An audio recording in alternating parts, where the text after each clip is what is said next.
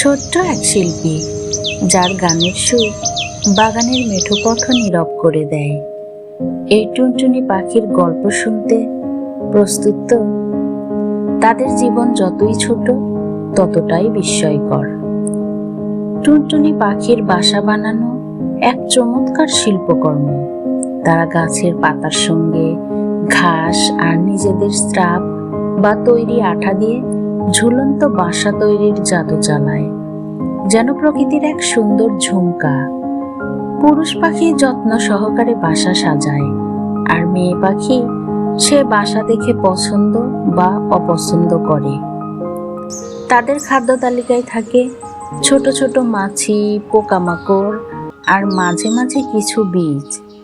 মেয়ে পাখি 3 থেকে 5টি স্নেহময় ছোট ডিম পাড়ে। তারপর এই দম্পতি একসঙ্গে ডিম ফুটানো কাজ শুরু করে। বাচ্চাদের যত্ন নেয় যেন প্রকৃতির স্নেহময় মা বাবা। টুনটুনির প্রেমের ভাষা হলো গান।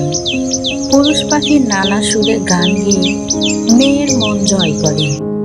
যে পুরুষ পাখির গান সবচেয়ে মিষ্টি আর দীর্ঘ হয়, তাকে মেয়ে বেছে নেয়। এই সঙ্গী বেঁধে জীবন কাটায় তারা একসঙ্গে, হাসি কান্নার এই বাগানে। টুনটুনি পাখির জীবনকাল সাধারণত 4 থেকে 5 বছর হলেও তারা বাগানের ক্ষুদ্র নায়ক। তারা কীট পতঙ্গ নিয়ন্ত্রণ করে, বাগানকে সুস্থ রাখে। তাদের বাসায় ছোট ছোট পোকামাকড়ও বাস করে, যারা পরিবেশের ভারসাম্য রক্ষা করে। এই ছোট্ট টুনটুনি পাখির জীবন আমাদের শেখায় প্রকৃতির এক অসীম রহস্য আর প্রেমের কথা।